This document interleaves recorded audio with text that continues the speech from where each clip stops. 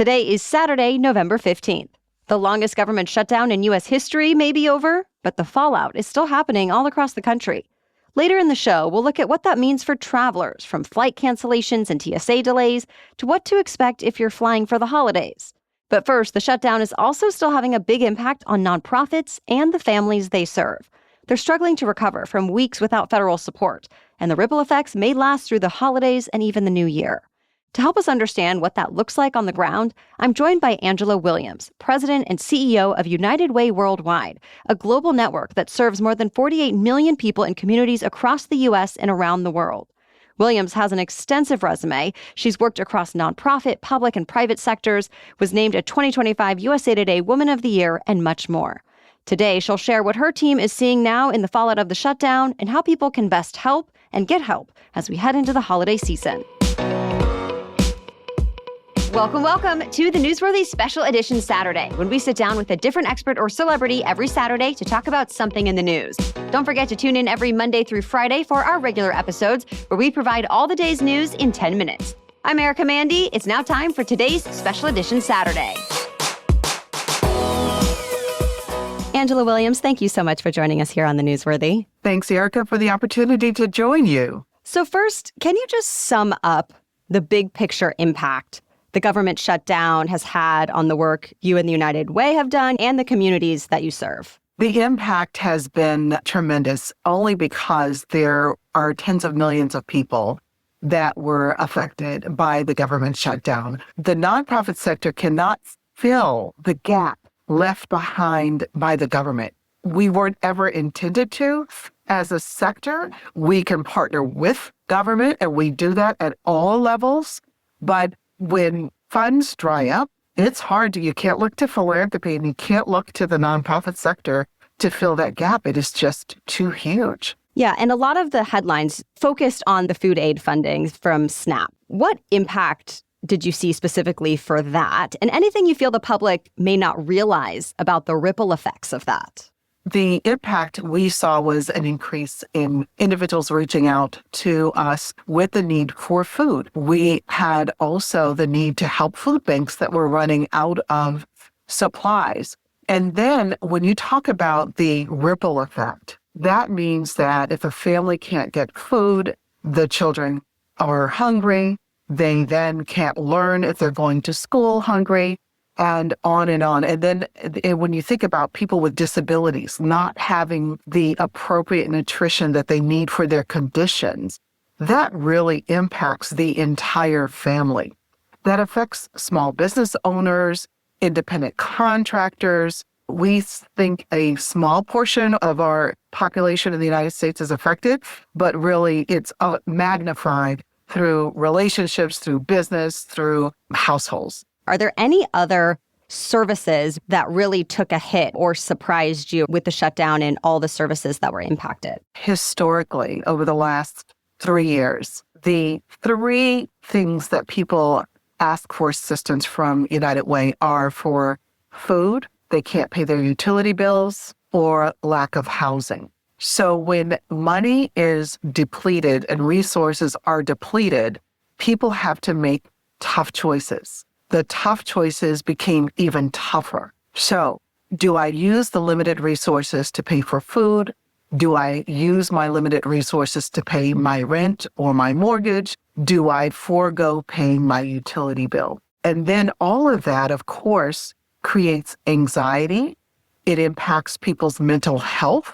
And it just, again, it cascades into a series of putting people in a dark place where you don't want anyone to be. And as we enter this season of Thanksgiving, it's hard for people to think about what to be thankful for when they don't have the resources. But in the United States, people are generous, and there's much to be grateful for. And I just hope that as the government reopens, as funds begin to be deployed and people begin to have the resources that they need to survive, that we don't forget that they will need to catch up, which means that the problem is still going to be exacerbated for months to come and perhaps even into 2026. Yeah, it's not just, oh, it's over snap your fingers, and everything's back to normal. That's correct. And I will tell you, we stood up on the United Way website a link that's called 2in1.org, a resource finder for food.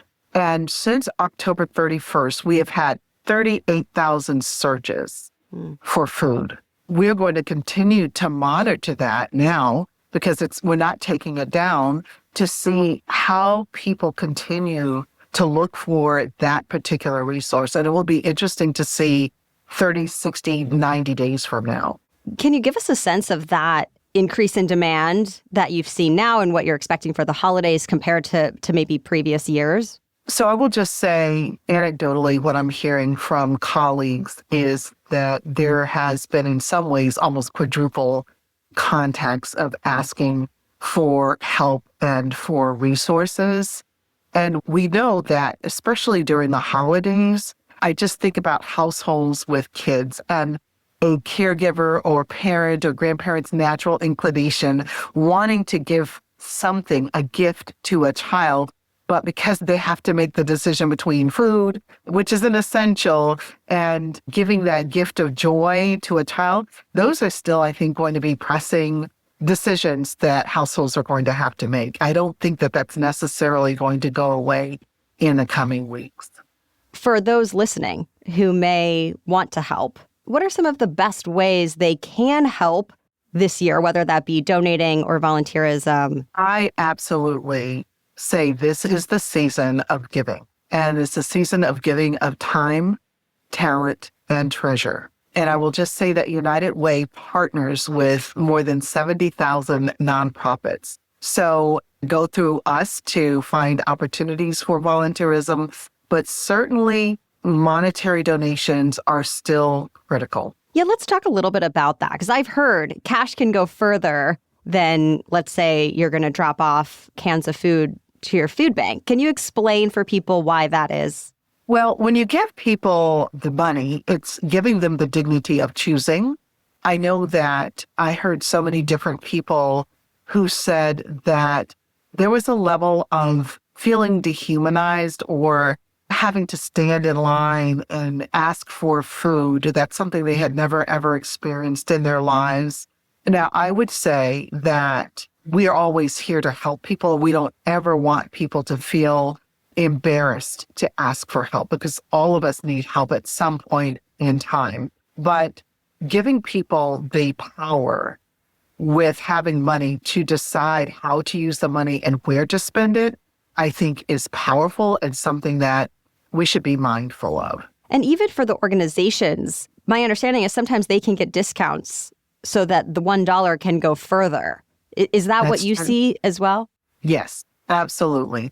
And again, I will just say for our sector, we are scrappy. We know we have great relationships. We know how to go to our local grocer. We know how to go to other resources to bring them in so that when people come to us, we have those resources available. I love where I've seen a number of United Way's food depositories and those of our partners and how they've set them up like grocery stores, and they give people the dignity to just walk down the aisles and pick what they want to be able to take home.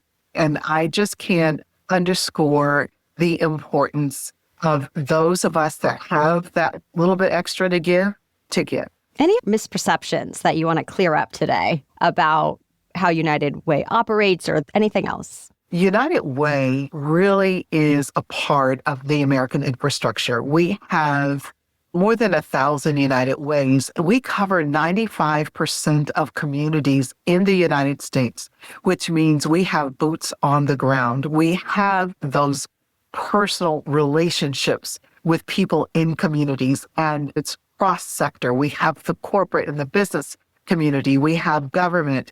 We have the faith community. And so what's critical for folks to understand is United Way is that one-stop shopping.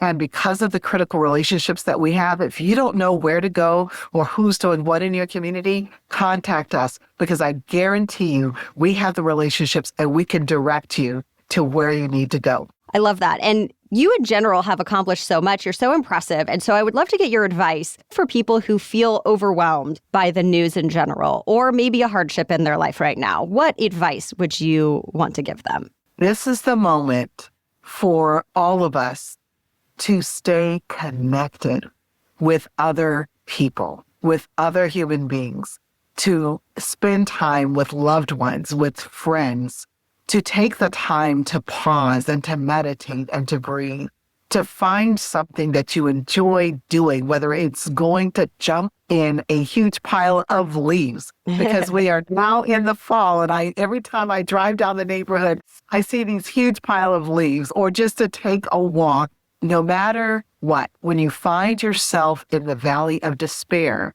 the valley is between two mountains. So just know you're on your way back up to the next mountaintop.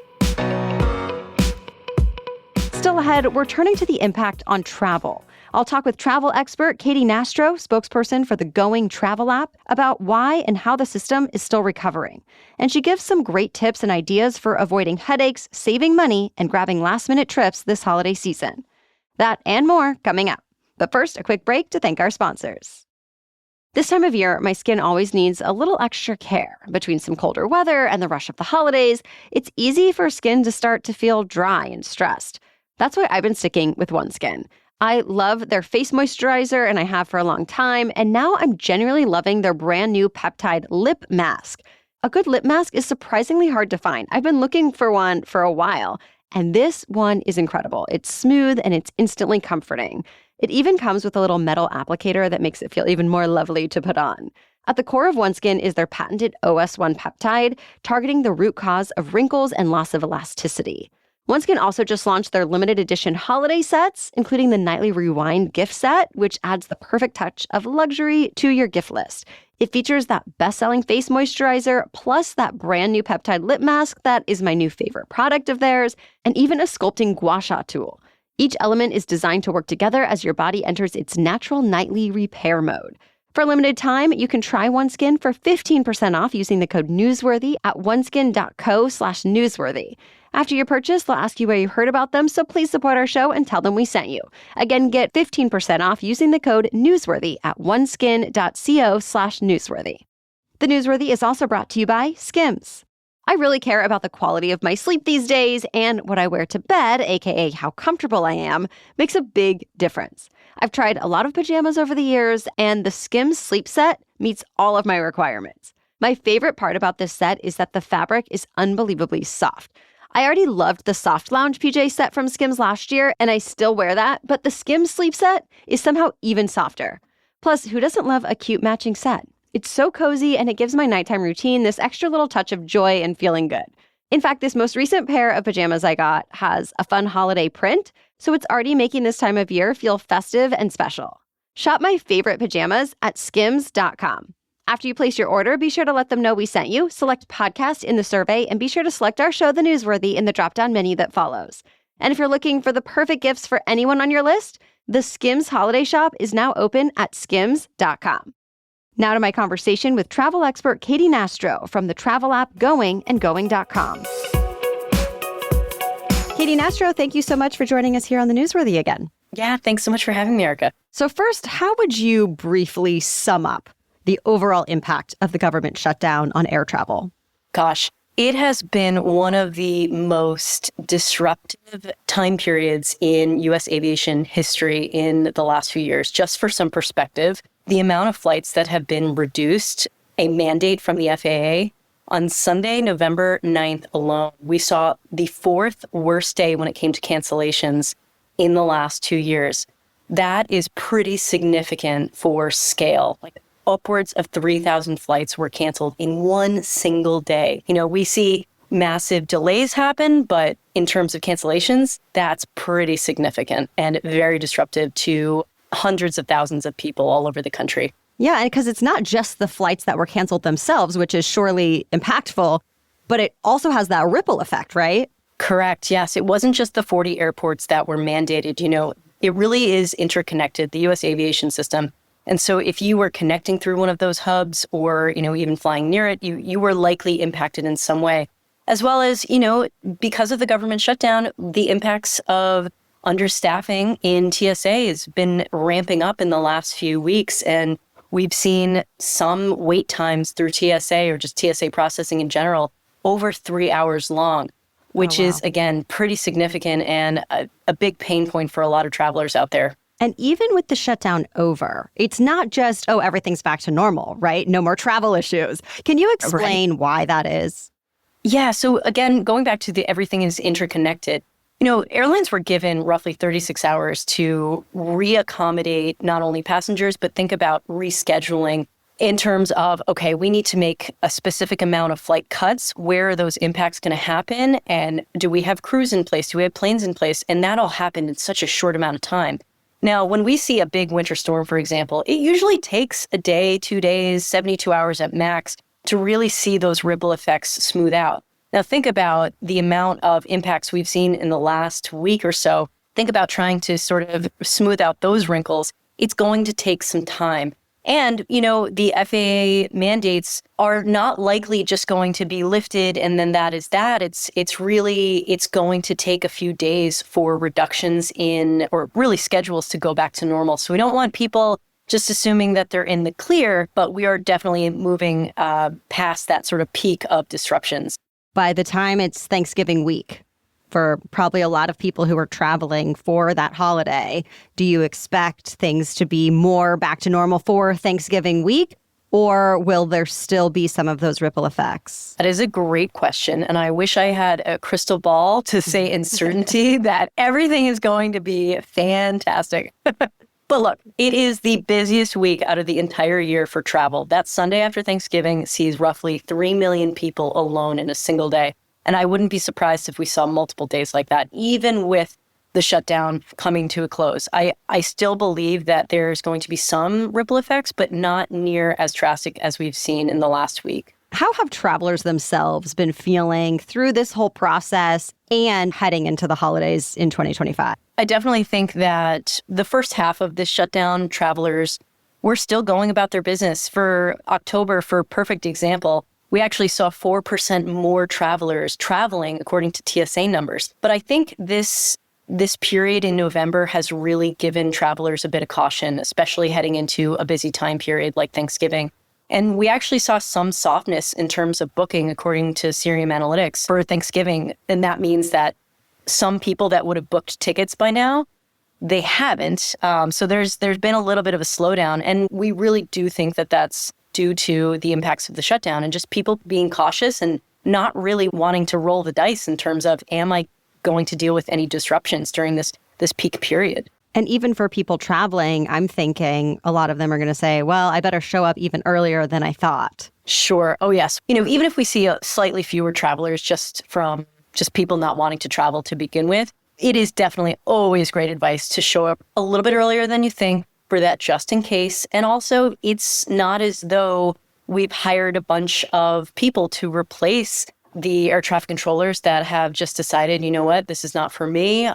There could be staffing impacts that happen and cause delays during the busiest week out of the entire year. That's still very much a reality. But I do want people to be cautiously optimistic going into Thanksgiving if they are traveling, and always have what I like to call a sort of plan B flight or just a backup plan. So having a flight that you don't necessarily have to purchase outright, but maybe you can purchase with points that you can cancel day of, because you can do that super easily with points. They're less restrictive than when you pay with cash, as well as just having sort of, okay, you know what, if this earlier flight that I'm on doesn't work out, what does the rest of the schedule look like? And if you can, my biggest piece of advice, if you can take that earliest flight out on the day of, that's always going to give you the best odds at a higher on-time arrival rate than an afternoon or an evening flight. So if you're really concerned about getting out on time, try to target that early morning flight. Oh, some good hacks there. You also mentioned staffing of air traffic controllers. So I want to ask about that, because to be clear, there was a shortage of air traffic controllers even before the shutdown. Yeah. I think a lot of people don't realize that understaffing in terms of air traffic controllers has been a pain point for U.S. aviation in the last decade. We are still down roughly 3,000, and that number could change because of everything that's happened in light of the shutdown. Roughly 3,000 controllers from a decade ago. So this has been an ongoing pain point. And I think a lot of people assume that we can hire so many people, but that it is one of those very specific type roles that requires years of training. And so we want people to understand that this is not something that we can fix quickly, and it has been a pain point for some time now. And that brings up a good point that the reason for some of the cancellations during the shutdown, not only staffing shortages, but that leads to actual safety concerns, right? Right. The mandates by the FAA were really done so to slow down traffic, or how I like to describe it is, if you think about the skies as a highway, when there's an accident on the highway, they like to sort of close off lanes, slow down traffic. Well, when you have the traffic in the sky, when there's so much traffic, they're trying to lessen that traffic so the likelihood of an accident won't happen. And so we want people to think about it like that. This is the mandates from the FAA were really in part to give controllers a bit of a break in terms of how many flights that they were managing at any given hour. Beyond actual air travel itself, you mentioned TSA wait times. Have you seen the shutdown affect any other parts of the travel industry? Amtrak is probably thrilled by everything that's going on because a lot of people have opted to maybe take a train, a bus, alternate forms of transport. We saw bookings for rental cars skyrocket in the last week just because people wanted to mitigate their odds of getting disrupted. There have been sort of after effects of everything when it comes to travel. People searching for insurance in the last week has exponentially skyrocketed during a window of time when we wouldn't necessarily see a lot of people interested in buying travel insurance. So there's been all these ripple effects, but the greatest one has surely been on air travel. Looking ahead to the holidays coming up, let's talk more about that. What would you say is the most important thing for people to know if they're traveling for Thanksgiving really soon or even in December for Christmas, Hanukkah, New Year's? Yeah, I think, the first thing looking at the next big travel moment is the fact that there is still some consideration to be had for the impacts of the shutdown and, buffering in a little bit more time, understanding it's going to be a busy week, and just having that sort of plan B in mind for the just in case scenarios is never a bad idea for Thanksgiving. And then when we head into the winter holidays, winter storms. Winter is still very much as impactful as anything else, and snow can really wreak havoc on the system, and the ripple effects can be pretty massive. So just always being prepared for the worst, but hoping for the best. But I really want to just reinforce that if you haven't booked anything for either holiday, because of what's gone on, it's likely we do see a sort of blip in demand in the way that most people might book something last minute, and that can actually have a big impact on prices. Where prices really increase, they go up. And so we don't want people waiting until the last minute to book something because we're really getting down to the wire, especially for Thanksgiving. But, if you're not going anywhere for that holiday, starting to think about those December winter holidays ASAP. That was my next question, actually. Is it too late to book for the holidays? And if not, what is your advice beyond just book now? Are there any other tips that can help you find a deal? Yeah, for sure. I think, obviously not waiting until the last minute, but also traveling on the holiday itself is still one of the best tactics to be able to not only find a more affordable price between 15 and 30% on each holiday, but also just in terms of you're going to experience fewer travelers in the airports in general. I have traveled on New Year's Eve, Christmas Day, Thanksgiving Day, and can say in certainty that it is the least frequented day out of any of those holidays. And so not only is it more affordable to be able to travel on those days, you're really going to see less of that travel headache of dealing with so many people in airports, as well as just for Thanksgiving alone, if you can, avoid that Sunday after Thanksgiving because it's going to be record-breakingly busy. Anything to briefly note when it comes to domestic versus international travel? Over Thanksgiving, a lot of people don't realize that it is one of the best weeks out of the entire year to travel internationally, not just for prices, but also because you're going to experience fewer travelers heading to international destinations around the world because so many people are so concentrated in domestic flying. Some of the best flight deals that we've found in the last few months have really been for international travel over that week of Thanksgiving. Gosh, I think I saw recently New York to Rome for only $368 round trip, which is a stellar deal. That's upwards of almost 50% off average prices.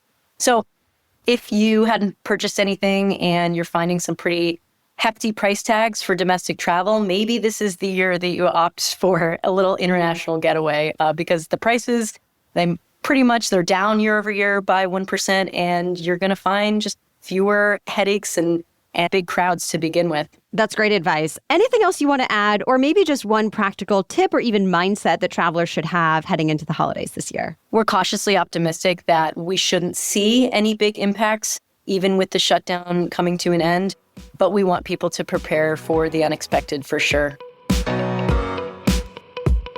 Well, thank you so much to both of our guests today. Be sure to check out the Going app or head to going.com, where they help save travelers an average of 40 to 90% off flights. And whether you want to donate, volunteer, or you need some help yourself, you can go to unitedway.org. We'll link to it all in today's episode notes on our website, thenewsworthy.com. And be sure to join us during the week to catch our 10-minute news roundups with a wide variety of stories and perspectives every Monday through Friday right here on the Newsworthy podcast. Thank you so much for listening. We'll be back on Monday with the latest news to know. For now, enjoy the rest of your weekend.